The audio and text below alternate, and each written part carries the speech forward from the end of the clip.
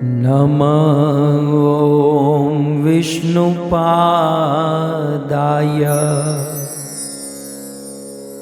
कृष्णप्रेष्ठाय भूतले श्रीमते भक्ति वेदांत स्वामी इति नामिने। नमस्ते सारस्वते देवे गौरवाणी प्रचारिणे निर्विशेष शून्यवादी पाश्चात देशतारिणे पाश्चात देशतारिणे। जगद्गुरु श्रील प्रभुपाद की श्रीमद् भगवत गीता की। हरे कृष्णा। सो पुनः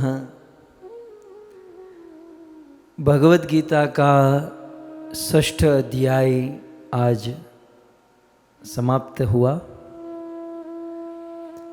भगवत गीता के पावन इस जयंती में,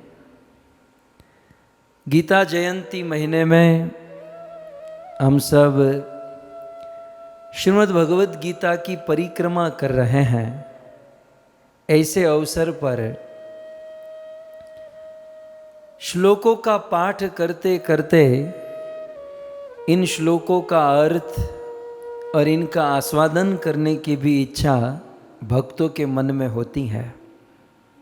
परंतु श्रीमद् भगवत गीता जितना छोटा ग्रंथ है उतना रहस्यमयी ग्रंथ भी है।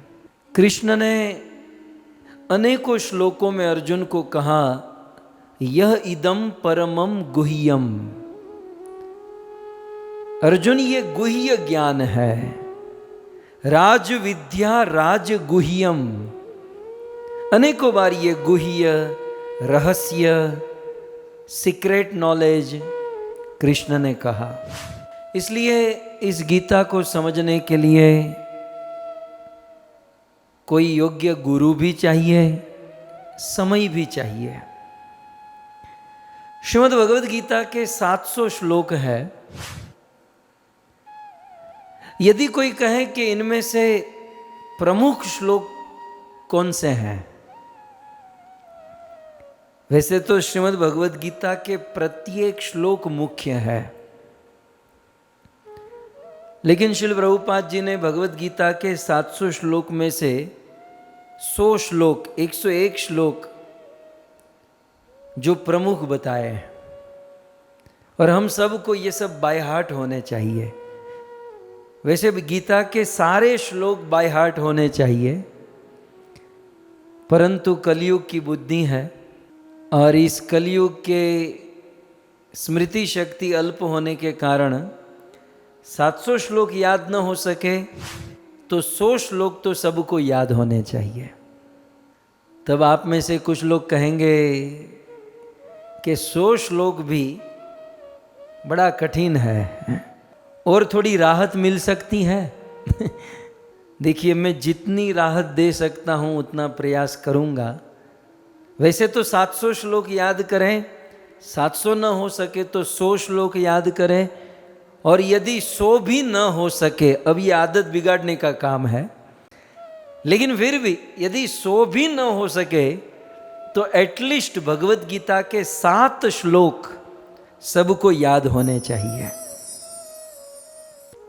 मैं पुनः कहता हूं, गीता के प्रत्येक श्लोक महत्वपूर्ण है, लेकिन यदि कोई मुझे बाध्य करे कि इन 700 श्लोक में से 7 श्लोक छांट कर बताइए, तो मैं सबसे पहला श्लोक गीता के 700 श्लोक में से 7 मुख्य श्लोक हम सब जानेंगे, और आपके लिए होमवर्क होगा, एटलीस्ट ये 7 श्लोक तो याद हो जाने चाहिए।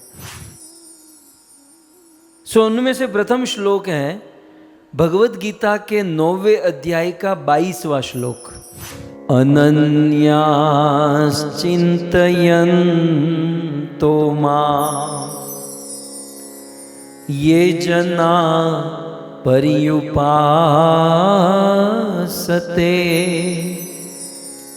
तेषां नित्यभियुक्तानां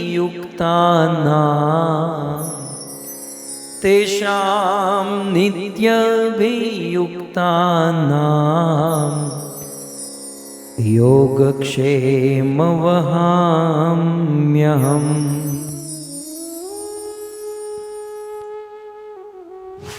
श्रीमद् भगवद गीता के 700 श्लोक में से यदि 7 श्लोक छांटने हो तो सबसे पहला श्लोक होगा 9.22, 9वें अध्याय का ये 22वां श्लोक। अनन्याश्चिन्तयन्तो माम ये जनः पर्युपासते। भगवान श्री कृष्ण इस श्लोक में कहते हैं, अर्जुन ये जना, जन माने मनुष्य जन, कुत्ते बिल्ली की बात नहीं हो रही है। ये जना, जो जन अनन्य भाव से मेरा चिंतन करता है या अनन्य भाव से मुझे आश्रित हो जाता है। देखिए, भगवान के प्रति आश्रित तो होना है, लेकिन अनन्य भाव से आश्रित होना है। अनन्य का सिंपल अर्थ है न अन्य इति अनन्य। मीराबाई की भाषा में कहूं तो अनन्य का अर्थ है मेरे तो गिरधर गोपाल, लेकिन दूसरा न कोई। ये दूसरों न कोई जो है ना, ये अनन्यता है। हम लोग अभी कहां तक पहुंचे हैं? मेरे तो गिरधर गोपाल, ये हमारी स्थिति है। लेकिन अनन्यता क्या है?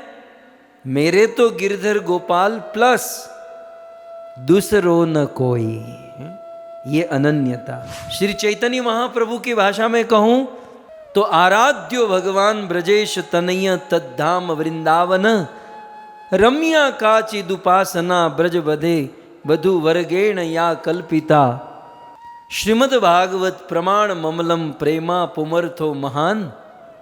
श्री चैतन्य महाप्रभु मत इदम, ये महाप्रभु का मद है। तत्र आदर, उसके प्रति मेरा आदर है। लेकिन लास्ट जो शब्द है ना, न परह, बाकी अन्य किसी के प्रति मेरा आदर नहीं है। ये अनन्यता है। शुद्ध भक्ति की डेफिनेशन रूप गोस्वामी ने दी तो वहां पर भी कहा गया अन्य अभिलाषिता शून्यम, अन्य कुछ नहीं, केवल कृष्ण कृष्ण और कृष्ण।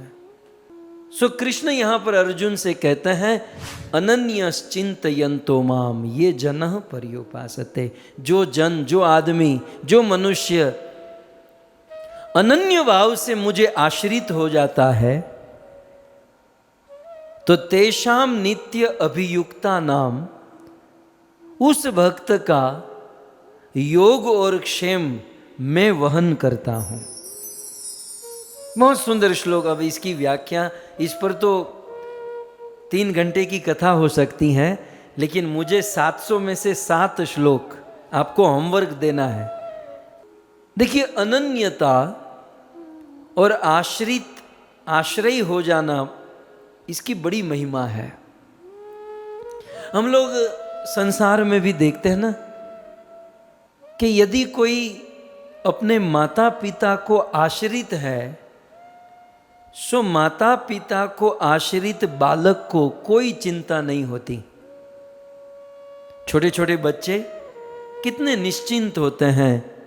कभी कभी हम बच्चों को देखते हैं तो लगता है हम भी बच्चे बन जाए। उस बच्चे को खाना नहीं है फिर भी माता खिलाती है, पहनना नहीं है फिर भी वस्त्र पहनाती है।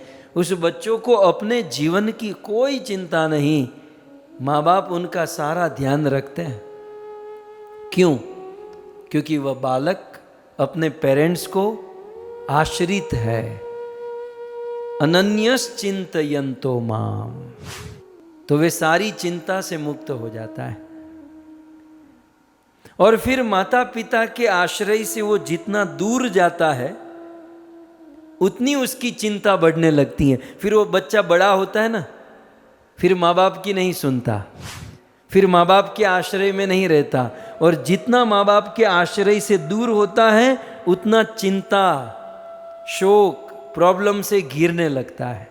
और फिर एक दिन टोटल माता पिता के आश्रय से दूर हो जाता है और फिर टोटल चिंताओं में, दुखों में फंस जाता है।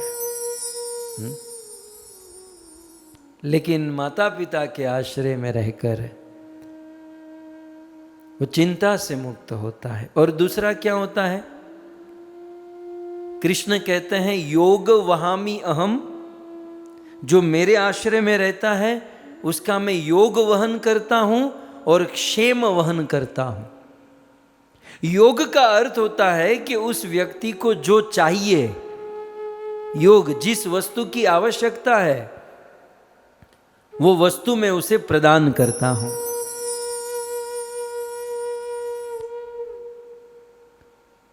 अब देखिए, कृष्ण जो है एक पेरेंट्स की तरह अपने बच्चे को जो चाहिए वो प्रदान करते हैं।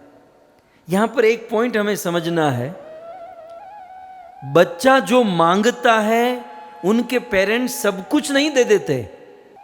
बच्चा जो मांगता है वो सब कुछ नहीं मिलता, लेकिन हां, बच्चे के लिए जो अच्छा होता है वो सब मिलता है। ठीक उसी प्रकार हम और आप कृष्ण को आश्रित हैं, इसका अर्थ ये नहीं है कि हम जो कुछ मांगेंगे वो सब भगवान देंगे, नहीं। हमारे लिए जो कल्याणकारी होगा वो भगवान हमें देंगे। योग का अर्थ यह है, योग वहाम्यहम माने मेरे भक्त के लिए, मेरे आश्रित के लिए जो कल्याणकारी है, उनके जीवन का, उनकी आत्मा का जहां हित है भगवान उसे देते हैं। ये योग का अर्थ है। ये केवल कृष्ण कर सकते हैं और कोई नहीं। आप अपने पेरेंट्स को छोड़कर अन्य किसी के भी पास कुछ मांगोगे, वो आपके लिए अच्छा है बुरा है वो आदमी नहीं सोचेगा, आपको दे देगा। जैसे अब 10-15 साल का कोई लड़का हो, वो कोई पान सिगरेट तंबाकू की दुकान में जाए और कहे कि आज सिगरेट पीने का मन हुआ है, ये लो 10 रुपये, एक सिगरेट पिला दो।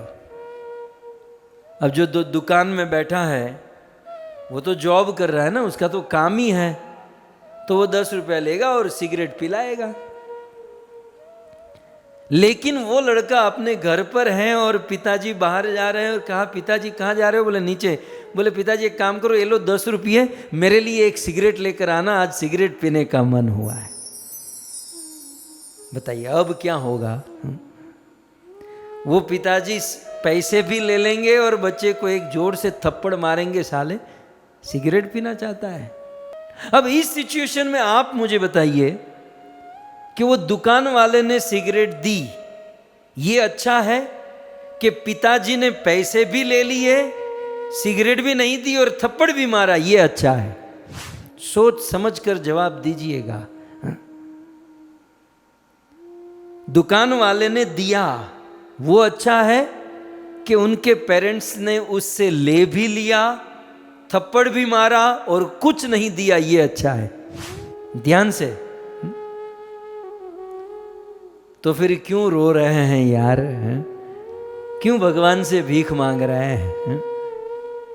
भगवान हमारा हित चाहते हैं। कभी कभी हम लोग भगवान से कुछ मांगते हैं, भगवान से कुछ कामना करते हैं, फिर भी भगवान हमको नहीं देते हैं। इसका कारण यह है कि उसमें हमारा हित नहीं है। और कभी कभी भगवान हमसे ले भी लेते हैं, मान प्रतिष्ठा, धन संपत्ति, घर बार भगवान हमसे कभी छीन लेते हैं। इसके पीछे भी रहस्य है। भगवान जानते हैं कि वो हमारे लिए ठीक नहीं है। सो बहुत सुंदर ये भगवद गीता का श्लोक है कि जो अर्जुन जो मुझे आश्रित हो जाता है उसका योग मैं वहन करता हूँ।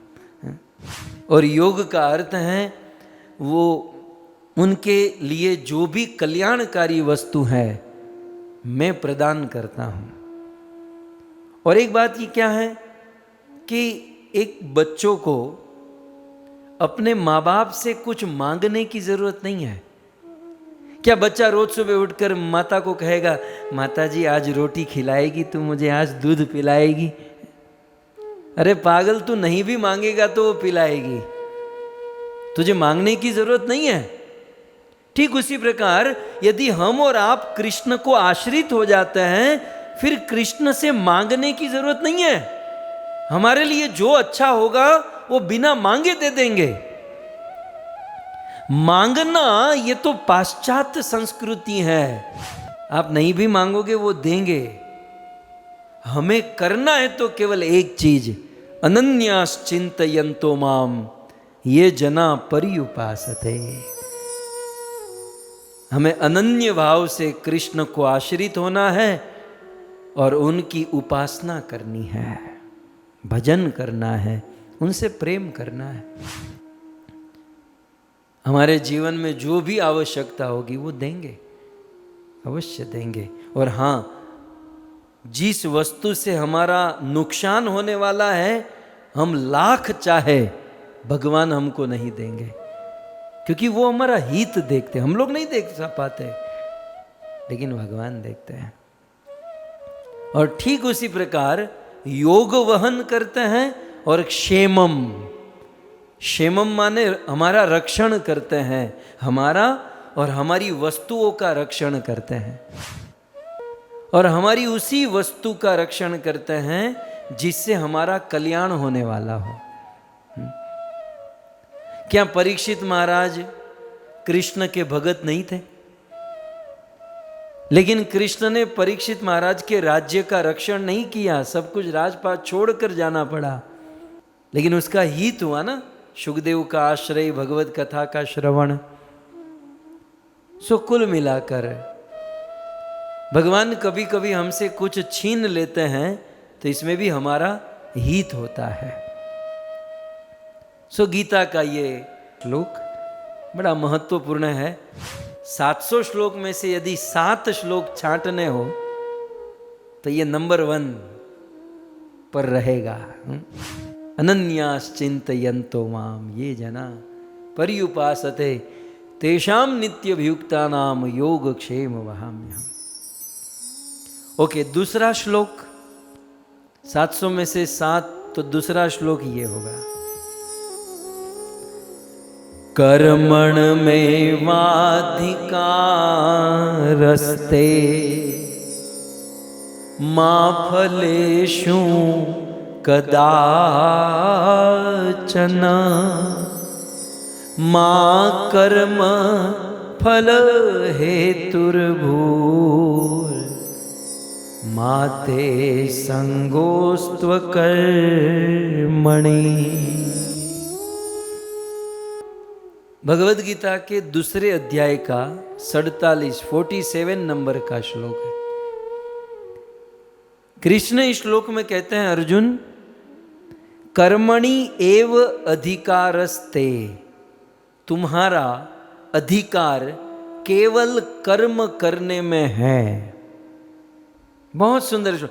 ये श्लोक तोते की तरह हम रोज रट लेते हैं, और B.R. चोपड़ा की कृपा से तो कर्मण्येवाधिकारस्ते बहुत अच्छे से याद है। लेकिन इसे समझना होगा, जैसे हम लोग इसका अर्थ क्या करते हैं कि कर्म में ही हमारा अधिकार है, कर्म कर फल की आशा मत रख, है ना। तू कर्म किए जा, फल की आशा मत रख। इसका अर्थ क्या बना? तू जॉब कर लेकिन सैलरी की आशा मत रख। पॉसिबल है? नहीं, मुझे बताइए। अरे जॉब लेने से पहले ही तो हम तय करते हैं सैलरी कितनी मिलेगी। सैलरी कम हो गई तो नई जॉब खोजते हैं। बिजनेस करते हैं तो पहले प्रॉफिट देखते हैं ना। तो केवल हम श्लोक तोते की तरह रटे, इसे जीवन में भी उतारना है। और सबसे बड़ा प्रश्न है कि यदि फल की आशा न हो तो कर्म करने में मोटिवेशन कैसे मिलेगा? हम कोई भी कर्म करते हैं तो हमारा मोटिवेशन क्या होता है? उसका फल।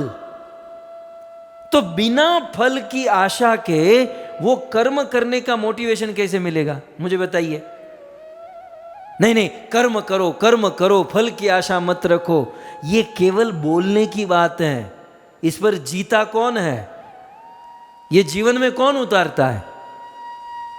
लेकिन आज मैं आपको एक क्लू, एक पासवर्ड दूंगा, एक चाबी दूंगा, इस श्लोक को आप जी सकते हो, जीवन में उतार सकते हो, और कठिन नहीं है। कर्म करना और फल की आशा न रखना ये कठिन नहीं है, लेकिन थोड़ा सा समझना होगा। बोलने के लिए तो बोल देंगे, लेकिन ऐसा कभी बनता है कि हम कर्म करें और फल की आशा न रखें? एक आदमी बताइए जो कर्म करता है और फल की, अरे कथा सुन रहे हैं फिर भी फल की आशा है ना, कि प्रेम बढ़ेगा, भक्ति मिलेगी, आनंद आएगा। जीवन का कोई भी कर्म यार बिना फल के कौन करता है? तो फिर यदि फल की आशा न हो तो कर्म में प्रवृत्ति ही पॉसिबल नहीं है। कर्म में आदमी प्रवृत्त कैसे होगा यदि फल की आशा नहीं रखेगा? लेकिन कृष्ण ने कह दिया, गीता का सबसे बड़ा सूत्र, कर्मण एव अधिकारस्ते, तुम्हारा अधिकार केवल कर्म करने में है। मां फलेषु, उस कर्म के फल में कदाचन, कदाचित, कभी भी तुम्हारा अधिकार नहीं है। मां कर्म फल हेतुर्भु, कर्म के फल में तुम कर्म के फल के लिए कोई काम मत करो। दे दूं पासवर्ड? एक छोटी सी बात यदि आप समझ जाओगे ना तो ये श्लोक खुल जाएगा। साधु संत गुरुदेव क्या करते हैं? चाबी दे देते हैं, बाकी दरवाजा खिड़की तो हम खोल ही देते हैं। तो हमें कर्म करना है लेकिन फल की आशा नहीं रखनी है। इसका अर्थ क्या है? इसका अर्थ यह है कि हमें कर्म करना है, हमारा अधिकार कर्म के ऊपर है, लेकिन फल के ऊपर किसका अधिकार है? भगवान कृष्ण का। ओके? कृष्ण कहते हैं कर्म के ऊपर तुम्हारा अधिकार है, फल के ऊपर मेरा अधिकार है। तो हमें मोटिवेशन कैसे मिलेगा कि मेरा अधिकार कर्म करने में है और फल पर अधिकार कृष्ण का है। चलो कोई बात नहीं, कृष्ण हमारे प्रेमी हैं, कृष्ण हमारे स्वामी हैं, कृष्ण को फल मिलेगा, हम राजी हैं। जैसे एक माँ अपने घर पर भोजन पकाती है, कितना कष्ट होता है उस चूल्हे के पास खड़े रहना, उसकी तप्त आग को सहन करना, संवारना, फ्राई करना, कष्ट है। और कभी कभी एक माँ को स्वयं भोजन नहीं करना होता, निर्जला होती है, उपवास होती है, लेकिन फिर भी बड़े प्यार से, बड़ी आसक्ति से वो भोजन बनाती है। क्यों? मेरा बेटा इसे खाएगा, मेरा लाला इसे खाएगा। तो वो फल किसका है? उसके बेटे का। कर्म खुद कर रही है, कर्म में आसक्त भी है, कर्म करने में इंटरेस्ट भी है, लेकिन वो फल किसको दे रही हैं? अपने बेटे को। और क्योंकि बेटे के प्रति प्रेम है इसलिए कर्म करने में मोटिवेशन है। ठीक उसी प्रकार जीवन के प्रत्येक कर्म हमें करने हैं, लेकिन फल कृष्ण को अर्पण करना है।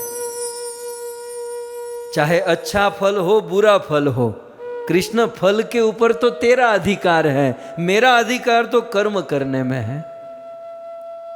और क्योंकि इस कर्म का फल कृष्ण तेरा है, इसलिए मैं पूर्ण प्रयास करूंगा या पूर्ण प्रयास करूंगी कि इस कर्म को मैं अच्छे से अच्छी तरीके से करूं ताकि तुझे इसका फल अच्छा मिले। सो फल के ऊपर, फल हमें कृष्ण को छोड़ देना है। और क्योंकि कृष्ण इसके फल के भोक्ता है, इसलिए हमें कर्म में आसक्त होना है, कर्म में कार्य करना है, कर्म का मोटिवेशन। फॉर एन एग्जाम्पल, उदाहरण के तौर पर, आपका कोई मित्र है, ठीक है, आपका प्रिय मित्र कोई फ्रेंड है और वो कुछ प्रॉब्लम में है। और फिर आपको पता चला, तो फिर आपने अपने मित्र को मदद कर दी, जैसे तन से, मन से, धन से, जो भी जैसे तैसे आपने अपने फ्रेंड को मदद कर दी। फिर आपके जीवन में जब कोई प्रॉब्लम आई तो आपको ये आशा नहीं रखनी चाहिए कि अब मेरा मित्र मुझे हेल्प करेगा। नहीं, आपने अपने मित्र को मदद की है, ये कर्म पर आपका अधिकार है। आपके जीवन में आपका मित्र मदद करे या न करे ये नहीं सोचना है। कृष्ण ने कहा है कर्म करो, तो मैं कर्म करूंगा। फिर मेरे जीवन में वो फिर से मुझे मदद करे या न करे, इससे मुझे कोई मतलब नहीं है। हमारे गुजराती में क्या होता है, अभी तो सब सुधर गए हैं, एक ऐसा जमाना था, शादी ब्याह जब कोई फंक्शन होता था ना, तो एमा चांदलो लखावे। ऐसा था कि चांदला कराओ, उसमें कुछ कवर में डाल कर दो। तो फिर देने वाले नोट करके रखते थे कि फलाने की शादी में मैंने 501 दिए थे। फिर जब अपनी शादी आती है तो वो लिस्ट निकालते हैं कि इसने हमको कितने दिए। उसमें $10 भी कम हो, $100 कम हो, तो यहाँ झगड़ा हो जाता है। अब देखो, ऐसे लोगों के लिए ये श्लोक कितना किलोमीटर दूर है। अरे यार, कर्म कर दिया, अब वो हमें भूल जाना है, वो फल कृष्ण देखेंगे। ये सब जगह पर लागू होता है। मुझे तो कभी कभी समझ में नहीं आता कि भौतिक जीवन में तो चलो ठीक है, लेकिन आध्यात्मिक जगत में एक शिष्य अपने गुरु की सेवा करता है, भगवान की सेवा करता है, वहां भी सोचता है कि मुझे फल मिलना चाहिए। मैंने इतना भगवत गीता डिस्ट्रीब्यूशन किया, मुझे सर्टिफिकेट क्यों नहीं मिला? मैंने इतना प्रचार किया, मैंने इतना मेहनत किया, मुझे प्रशंसा क्यों नहीं मिली? मुझे ये क्यों नहीं मिला? मुझे वो क्यों नहीं मिला? अरे भाई, हमारा काम है कर्म करना, फल कृष्ण के हाथों में है। फल के ऊपर टोटल अधिकार ही कृष्ण का है। और क्योंकि कृष्ण ने यह श्लोक कहा है, तो हम तो निश्चिंत हैं कि प्रभु आपके कहने के अनुसार, आपका आदेश का पालन कर रहे हैं, हम कर्म किए जा रहे हैं, फल आप देखिए। लेकिन एक बात याद रहे, उस कर्म के ऊपर कृष्ण का अधिकार है जो कर्म कृष्ण ने करने के लिए कहा है। कुछ लोग कहेंगे मैं शराब बना रहा हूं, पैक बना रहा हूं, कर्म करना मेरा काम है, फल कृष्ण का। तो कृष्ण ने थोड़ी कहा है कि शराब पियो, शराब बनाओ, गलत काम करो। नहीं, कर्म वो करने चाहिए जो भगवान ने कहे हैं। और कृष्ण ने वेद और शास्त्रों में जिस कर्म को करने के लिए कहा है, जैसे कर्म को करने के लिए कहा है, वो कर्म करने में हमारा अधिकार है, फल का अधिकार कृष्ण का है। तो हमें ये सोचकर मोटिवेट होना है कि ये फल के भोक्ता कृष्ण है, कृष्ण के लिए हम कर्म कर रहे हैं, तो वह कर्म शुद्ध भक्ति हो जाएगी। देखिए, आप किसी दरिद्र, किसी दुखी आदमी की सेवा करते हो, आप ये सोचकर उसकी सेवा करते हो कि ये बहुत दुखी है, बहुत प्रॉब्लम में है, और मैं बहुत बड़ा आदमी हूं, मैं उसकी सेवा करूं। आपने उसकी सेवा की है, लेकिन आपको उतना हो सकता है आपको पुण्य मिलेगा, लेकिन आप ये सोचकर उनकी सेवा करो कि नहीं, उनके हृदय में परमात्मा बैठे हैं, कृष्ण उनके हृदय में है, और कृष्ण ने कहा है कि मुझे सेवा करनी चाहिए, और आज मेरे जीवन में सुख सुविधा है, तो कृष्ण के नाते उसकी सेवा करोगे तो वही कर्म भक्ति हो जाएगी। समझ रहे हैं? ये अंडरस्टैंडिंग में बड़ा अंतर है। जैसे गौ माता की सेवा, यदि जीव दया समझकर, गौ माता एक जीव है और जीवों के ऊपर दया करनी चाहिए, और दया समझकर यदि गौ सेवा करे तो वो पुण्य प्राप्त होता है। लेकिन गाय कृष्ण की प्रिया है, गाय कृष्ण गौ माता से प्रेम करते हैं, गौ माता कृष्ण की शुद्ध भक्ता है, ये सोचकर गौ माता की सेवा शुद्ध भक्ति हो जाएगी। कर्म एक है, लेकिन उस कर्म करने की जो चेतना है, जो भावना है, उस पर उसका फल डिपेंड करता है।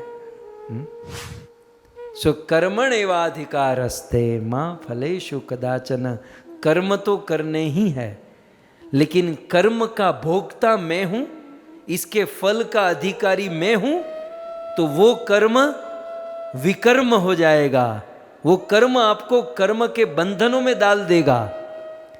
लेकिन आप वही कर्म कीजिए, लेकिन इसका फल जो भी मिले, इसके भोक्ता कृष्ण है, तो वही कर्म शुद्ध भक्ति हो जाएगा। तो गीता के 700 श्लोकों में से 7 श्लोक यदि प्रमुख कहने हो, वैसे सारे श्लोक दिव्य है, लेकिन 7 में से दूसरा नंबर ये। आइए तीसरा नंबर है श्रीमद् भगवद गीता के 6ठे अध्याय, उस 6ठे अध्याय का ये 35 नंबर का श्लोक है। असंशयं महाबाहो मनो दुर्निग्रहं चलम् अभ्यासने तु कौन्तेय वैरागेण च गृह्यते।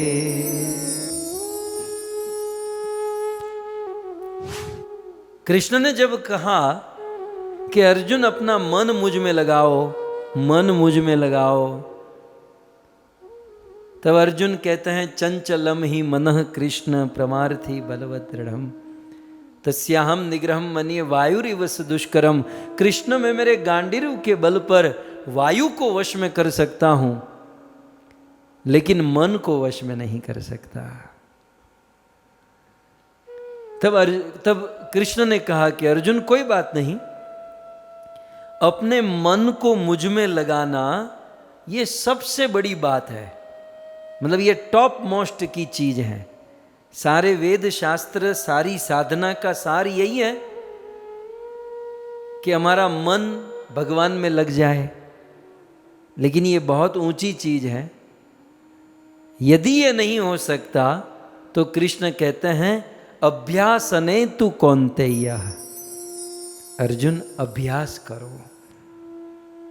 अभ्यास जो है ना, बहुत बड़ी चीज है। एक बात याद रखिएगा, कोई व्यक्ति एक ही दिन में बहुत बड़ा ज्ञानी नहीं हो जाता।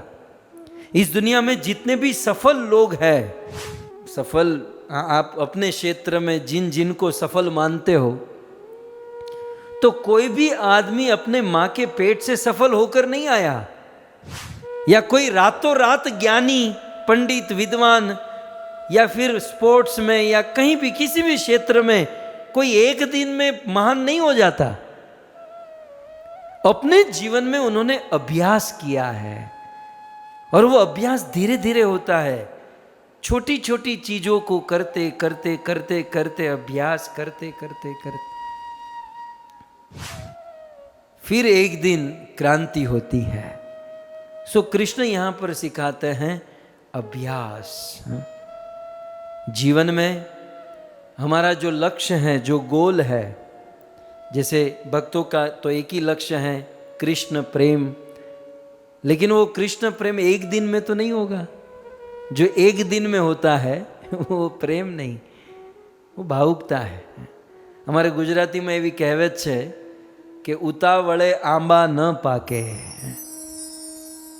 उतावळे आंबा न पाके। यानी इंस्टंट जे आंबा केरी को पकाई जाती है, उसमें वो रस नहीं होता, वो दम नहीं होता। सो अभ्यास धीरे धीरे धीरे धीरे अभ्यास करते करते करते क्रांति होती है। कोई अचानक सा महान नहीं बनता, धीरे धीरे होता है। सो कृष्ण ने कहा अभ्यास, और अभ्यास में भी क्या है, नवधा भक्ति। कथा का श्रवण करें, अभ्यास करें, 5 मिनट 10 मिनट आधा घंटा 1 घंटा, धीरे धीरे अपनी कैपेसिटी को बढ़ाते जाए। धीरे धीरे रे मना धीरे धीरे होई। माली सींचे 100 घड़ा ऋतु आए फल होई। कोई पौधा है, आप सोचो कि इसमें मैं 100 घड़ा डाल दूंगा पानी का तो तुरंत फूल फल आ जाएगा, नहीं। धीरे धीरे रे मना, अभ्यास करते जाए, समय आने पर फूल भी लगेगा, फल भी लगेगा। अभ्यास करते रहे, अभ्यास के ऊपर कंसंट्रेट करे, फल तो मिलेगा। सो कृष्ण ने भगवद गीता में ये बहुत सुंदर अभ्यास। अंत में एक छोटी अर्जुन की बात बताकर गोपी गीत की ओर आगे बढ़े। कौरव और पांडव जब छोटे थे तो धनुर्विद्या या शिक्षा लेने के लिए गुरु द्रोणाचार्य के आश्रम में गए। अब गुरुकुल में सबका प्रथम दिन था, कौरव और पांडवों का। तो first day in Gurukul school तो केवल इंट्रोडक्शन होता है। पहले दिन में थोड़ी सब पढ़ाया जाता है, पहले दिन तो इंट्रोडक्शन होता है। तो गुरु द्रोणाचार्य ने सबको कहा अपनी अपनी रुचि के अनुसार बताओ, दुर्योधन तुमको क्या पसंद है? बोले मुझे गदा पसंद है, तो तू गदा ले ले। युधिष्ठिर मुझे भाला पसंद है। अर्जुन मुझे धनुष बाण पसंद है। भीम तुझे गदा पसंद। तो सबकी जो रुचि थी सबको अस्त्र शस्त्र दे दिए। बोले ये शस्त्र अपने पास रखो, कल सुबह हम इसका अभ्यास शुरू करेंगे। देखो द्रोणाचार्य ने फर्स्ट डे इंट्रोडक्शन किया और सारे बच्चों को सुला दिया, कल सुबह हम शुरू करेंगे।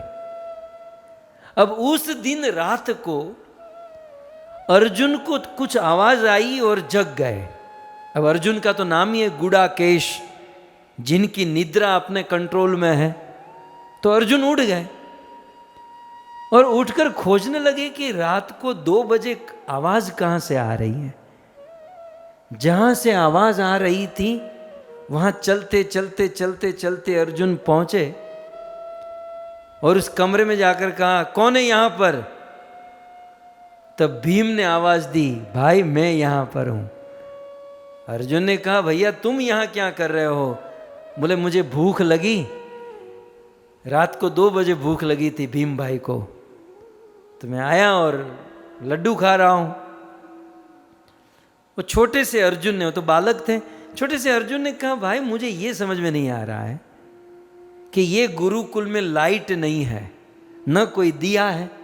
रात को 2 बजे जहां अपना हाथ भी ठीक से हम देख नहीं पाते, अपनी कुटिया से उठकर किचन में आ गए और किचन में आकर लड्डू का डिब्बा भी खोज लिया और डिब्बा खोलकर लड्डू सीधा आपके मुख में गया। तो ये बड़ा आश्चर्यमय कार्य है। तब भीम ने कहा अर्जुन अभ्यास, ये शब्द जो यहां पर है ना, अभ्यास ने तू कौन थे ये। भीम ने कहा अर्जुन अभ्यास, मुझे खाने का अभ्यास है, कितना भी दूर लड्डू हो मैं खोज लेता हूं। बस अर्जुन तो अर्जुन थे। अर्जुन को वहीं से ये पॉइंट मिल गया कि यदि अभ्यास हो तो एवरीथिंग इज पॉसिबल, कुछ भी संभव हो सकता है। और अर्जुन रात को ही अपना गांडीर उठाए और धनुष बाण से जो पिछले दिन जो लक्ष्य को तय करके रखा था कि कल प्रैक्टिस करेंगे, अर्जुन रात को 2 बजे से ही प्रैक्टिस शुरू कर दिए। जब बाणों की आवाज आने लगी तब द्रोणाचार्य जग गए। 2:30 बजे ऐसे जग कर देखते, बोले ये कौन है? तब द्रोणाचार्य ने देखा कि अर्जुन धनुष बाण चला रहे हैं। द्रोणाचार्य ने कहा कि बेटा कल सुबह ये प्रोग्राम है, तुम रात को ही शुरू हो गए। अर्जुन ने कहा गुरुदेव मुझे अभी अभी पता चला है कि अभ्यास करने से सब कुछ संभव है। तो जब अभ्यास से सब पॉसिबल है तो फिर देरी काहे की, मैंने अभी से अभ्यास शुरू कर दिया। और गुरु द्रोणाचार्य अर्जुन के इस एटीट्यूड पर इतने प्रसन्न हुए। द्रोणाचार्य ने कहा अर्जुन तेरे अंदर ये जो उत्कंठा है, जो तीव्रता है अभ्यास करने की, मैं तुझे वरदान देता हूं कि इस दुनिया का सर्वश्रेष्ठ धनुर्धर बनाकर रहूंगा। यद्यपि द्रोणाचार्य का बेटा अश्वत्थामा था, लेकिन फिर भी उन्होंने अर्जुन को सर्वश्रेष्ठ धनुर्धर बनाया। कारण अर्जुन में अभ्यास करने की वृत्ति थी।